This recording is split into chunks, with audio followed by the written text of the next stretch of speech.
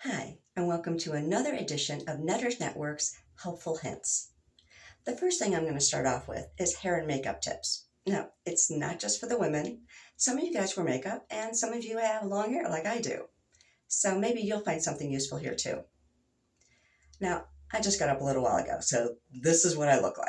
My hair's a mess. I sleep in a braid because those of you with long hair know that if you leave it loose while you try to sleep, you roll over on it, your partner lays on it, your hair gets pulled. It's not fun. So I sleep with a braid just to prevent that. You're probably thinking that the first thing I'm going to do is take out the braid, but you'd be wrong. The first thing I'm going to do is moisturize. And the reason being is that I want my moisturizer to have a chance to absorb into my skin before I have to put on my makeup. So that's the first step. So I'm just going to apply it as always. And now it has a chance to absorb into my skin while I'm doing those other things. And the first other thing is taking out the braid. Now, most people undo a braid by individually undoing the plaits. I have a quicker and easier way. Just take your brush and brush them out. You have to brush your hair anyway, so it kind of makes sense. And it makes it so much quicker and easier to do. And since I typically wear a braid all day, now my hair is prepped for me to make my new braid. So I've mentioned before how easy it is to braid. So what I'm doing is I'm just making a simple ponytail. And now that I have my hair in a ponytail, I'm actually going to pull this in the front here so you can see easier on how to do a simple braid. Because it's come to my attention that some people don't know how to do a simple braid. For some of us, it's a no-brainer. It's like, it's a braid. It's really easy. But for some people, like I know when I first learned how to braid, I had to actually think about how my hands moved to make the braid. Because I've seen it done, I've seen lots of people do braids before, but I'd never done one myself. So I had to think about how do the hands move? How do you make the individual plaits go to where you want them to go? And sometimes your brain just can't wrap around it. So it takes a bit of practice. So I'm going to show you. It's really quick and easy. And if you have any questions afterwards, please let me know in the comments below. And I'm happy to do a totally separate video on how to do a braid. So the first thing I'm going to do is separate my hair into 3 sections. They don't have to be exact, approximate works. Now that I have 3 sections, one in my left, one in my right, and one in the center, I'm going to start my braid. So what I'm going to do is I'm going to take my left hand and I'm going to take my right section and I'm going to pull it to the middle. Okay, so now the middle section is in my right hand. The right section is in the middle and my left is still on my left. So now I'm going to take my left side and pull that to the middle. So now right is on the left is in the middle is on the right. With me so far? Then we're just going to repeat that. So I'm taking what was on the right, bringing it to the center. Okay. Taking what was on the left, bringing it to the center. And I'm just repeating that. Right to center, left to center, right to center, left to center. And I'm going to go down as far as I feel comfortable that for my braid. You can have it stop here. You can make it go all the way to the end, wherever you want to stop. So I'm going to go down a little bit further. And again, I'm just repeating the same process. Left to the inside, right to the inside, left to the inside, right to the inside. And I think this is a good length for me for today, so I'm going to leave it here. And I'm just going to take a band and band it off.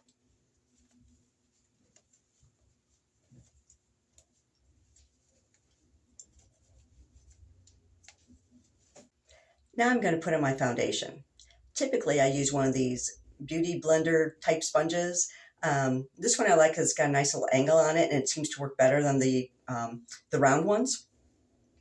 And this is one that used to look like this. And what I've done, because I realized that when you cut it, it is still the same sponge inside. There are some sponges when you cut inside of them, they just kind of fall apart. And this is not one of them. So I discovered that as the top of the sponge is getting ick, no matter how many times you wash it, the foundation doesn't come out, it starts to get hard. In this case, I've actually got a little crack starting here. What I will do is I will take off the top layer and it's like brand new and ready for me to use again. So this one, you can tell I've already cut it down a few times. I'm going to do this one more time, and then this will be the last time I'll be able to use a sponge comfortably where I can actually hold it without dropping it. So what I'm going to do is I've got two different pairs of scissors here to see which one is going to work the best. So since I want to keep that angle, I'm just going to keep it on the angle, and I'm going to just cut up. Okay, I think I want to change my scissors because these other ones I think are a little bit sharper. So all I'm going to do is take my scissors and I'm going to just cut up on that same angle until I take off that top layer. And it's not going to be pretty, it never is. And I think if I had better scissors, that might work better. What I'm trying to do is just take off that top layer so that I don't have any more of that ick, because some of this is hard. And I've washed this so many times, and now it's just at a point where the foundation does not want to come out of it, and it's getting hard. So I want to get that gone. So give me a second to cut this down proper, and then I'll show you what it looks like. Okay, so I've cut all the hook off the top, and yeah, it's not pretty because it's really hard to cut it straight, but it is serviceable, and I can still use this. And I said, this is probably the last time I'm going to cut this particular one down because it's getting kind of hard to hold now. This is what it looks like full size. This is what it looks like after I've cut it down a few times. So you can see I've taken off, about half of it in the time I've used it. And I've had this particular sponge for, I want to say a good 6 to 8 months. So it's lasted me that long with me cutting it down periodically to get the stuff out that just won't come out anymore, because you don't want that stuff back on your face. And a hard sponge does not feel good. Now, onto foundation. And when I get my foundation, it's either in a pump or it's in a bottle like this. And then there comes a time where you think you're out. And it's like, oh, now I gotta get more. But are you really out? This is one of my pump ones, and this is one of my bottle ones. For my bottle one, I just turn it upside down so that the foundation can flow down towards the top and I can get out what's left over more easily. For the pump, you just take out the top, and then the wand can be used to scrape the sides to get out the foundation.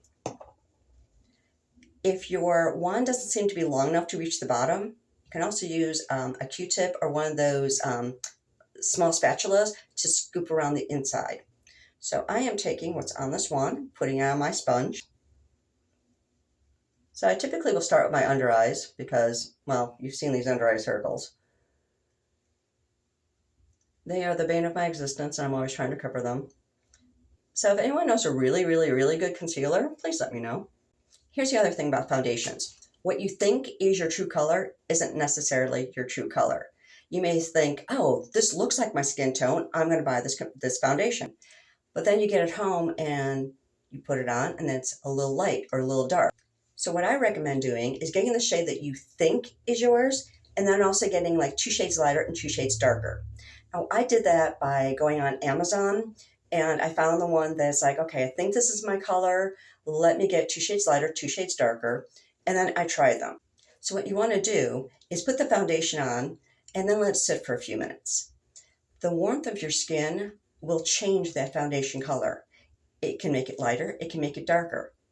It might stay the same, but in a lot of instances, it gets a little bit lighter, a little bit darker. And based on that, you can figure out what is your true shade. And then, of course, that's the one you want to stick with.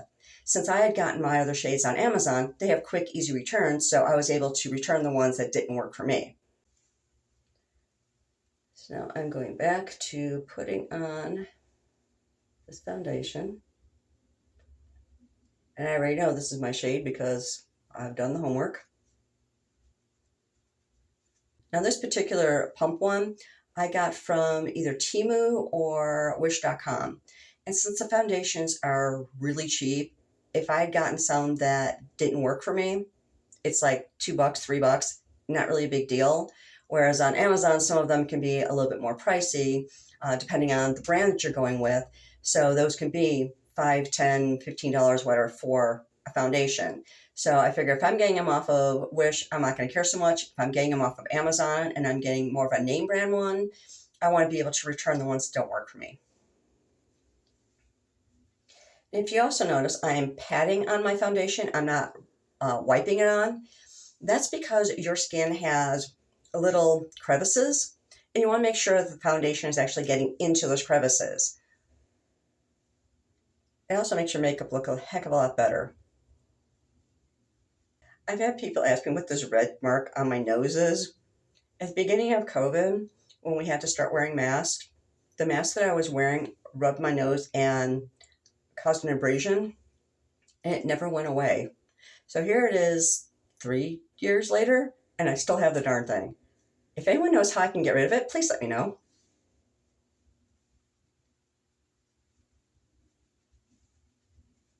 So I'm just making sure that I have my foundation everywhere.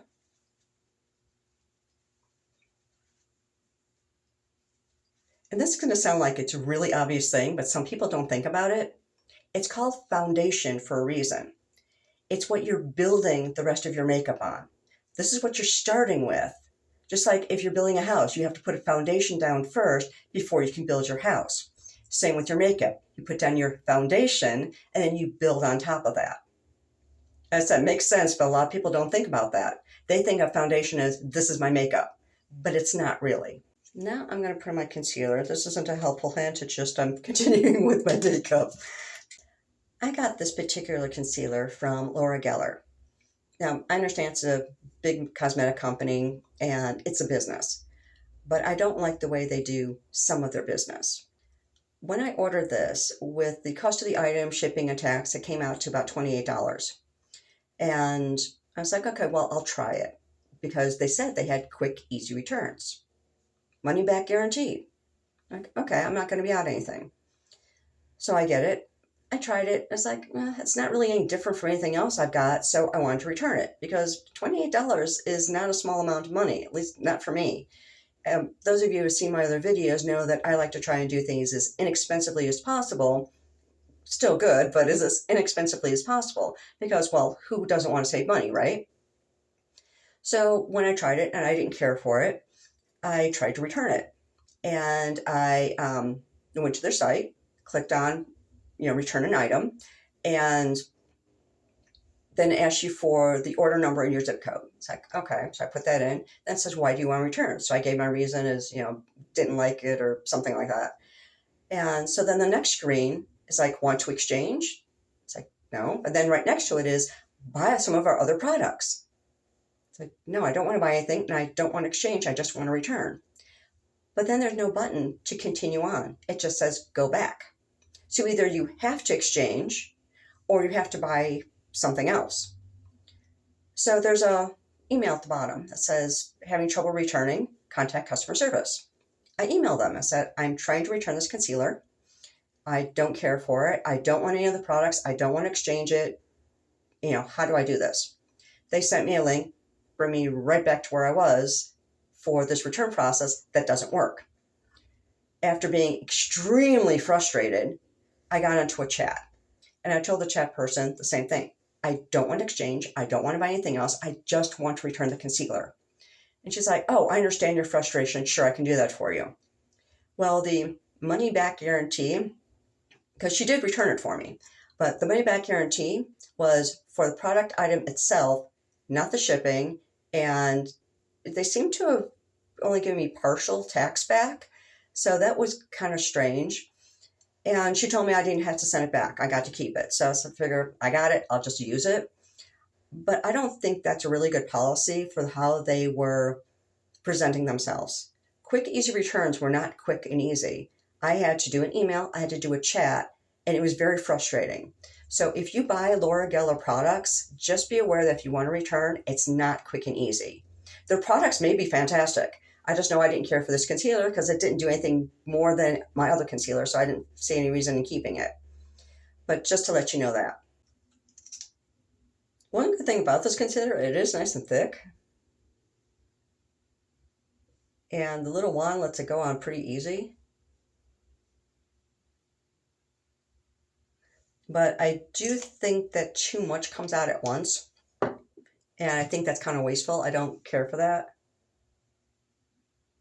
And like I said, it doesn't really cover any different from my other concealers, so I didn't see any reason in keeping something that does what I already have.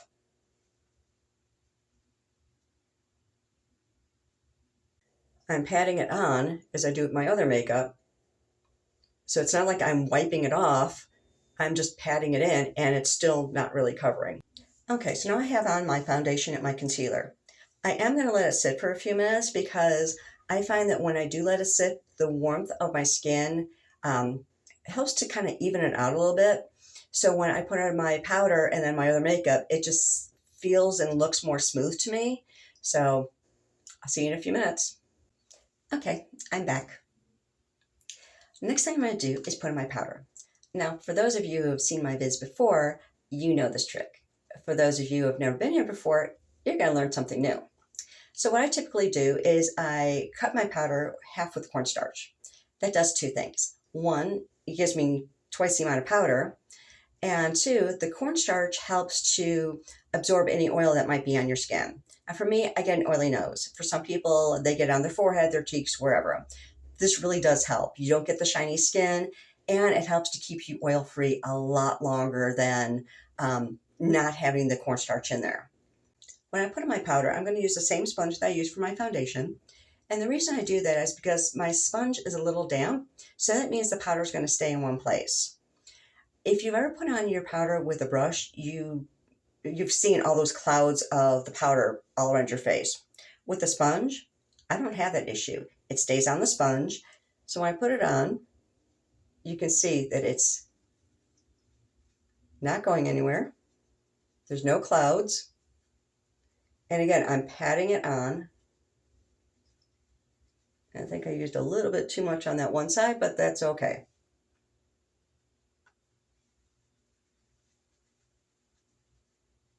And as I mentioned, I have an oily nose, so I'm making sure that I get my powder on there really well. Okay, on to the next steps. Now here's a helpful hint that's going to save you some money. You can use eyeshadow as eyeshadow and blusher, or you can use blusher as eyeshadow and blusher. One product doing two things. Find a color you like and use it in both areas. So this one's an eyeshadow. It's actually one that I got from Mary Kay that they don't even make anymore. So I like the color. And so I'm just dabbing my blush brush into it. And then I'm going to put it to my cheeks. Now, this is different from the way I've shown putting on blush before. Reason being is because I got the dark under eye circles, I started watching videos on how drag queens put on their makeup because I figured they got to cover that 5 o'clock shadow. It's like, if they can cover that, I should be able to cover my under eye circles using their techniques. Unfortunately, they don't really show how to do concealer, so I didn't really learn anything that way. But I did learn how they put on their blusher. Now, my previous videos, I showed you the sweep because that's the way I was taught. You just sweep up your cheek to this area here, and it's a sweep. The way the drag queens do it, two different ways. One is like this, where they're kind of patting it on, and the other one is to swirl. Now, I've tried both. I like this method better than the swirl. I don't really think the swirl works as well. So that's something else for you to try out and see which one you like better. I just feel I get more color, if that makes sense, on my cheeks, and then if I do the swirl. The swirl, it just doesn't seem to really apply, whereas this method, I'm getting it where I want it, and it's good coverage. Now, as I mentioned, 2-in-1. So I'm going to take the same eyeshadow and apply it to my eyes. I typically only use one color. If you want to use 2 or 3, go for it, but I try to keep things really simple with my makeup. So one color and I'm done. Eyeliner. I've shown this one before too. I know back in the day when I was taught how to put on eyeliner, it was you kind of squint and do one of these things to try and get it across so it's even. And most of the time you end up wrecking the line or it just doesn't look right. So the easy way to do this is to pull your eye to the side.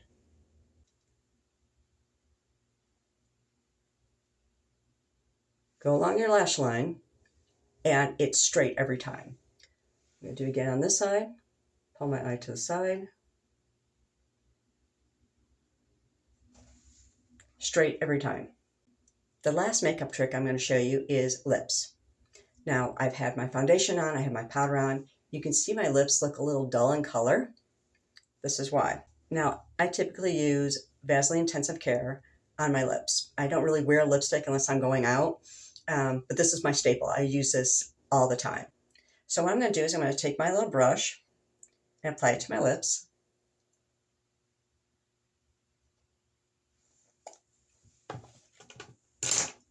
And then I'm going to show you something amazing. So here is a tissue, clean, there's nothing on it.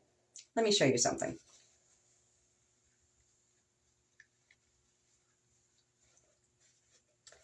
That is on your lips.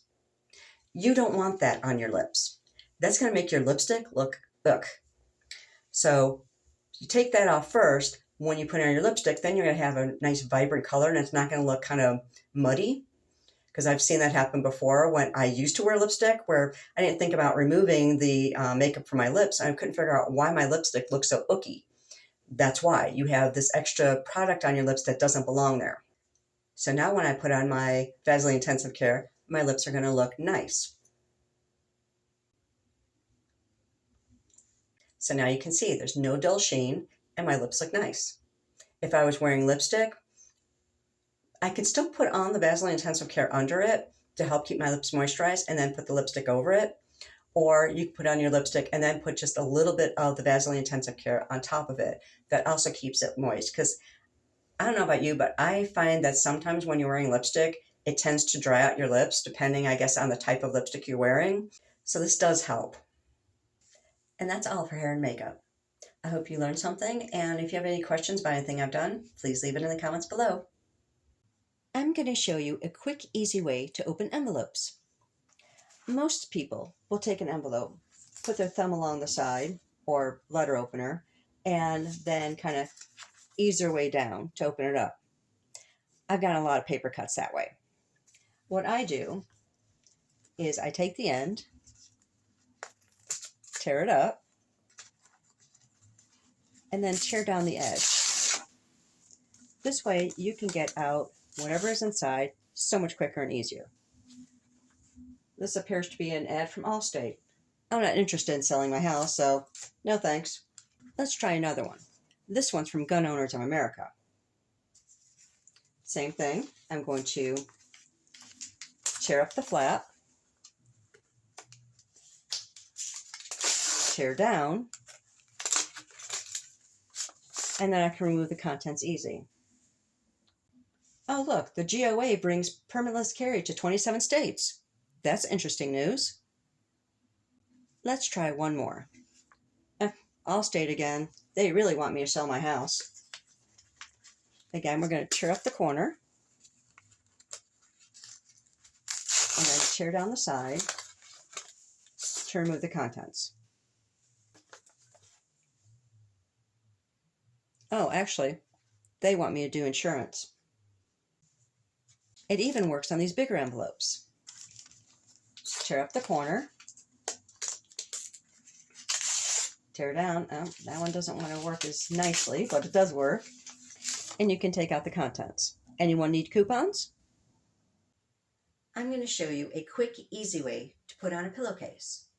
How many times have you been trying to put on your pillowcase and you're trying to hold your pillow like this, pull the pillowcase up, or you're holding onto the pillowcase and doing the shaky thing to try to get it to go in?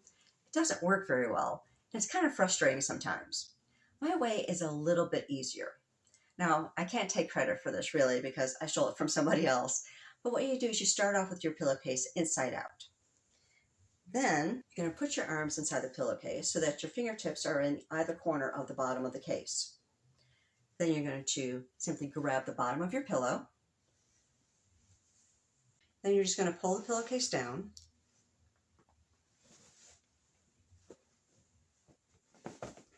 And it's on. It's just a really quick, easy tip. No frustration. Anyone can do this.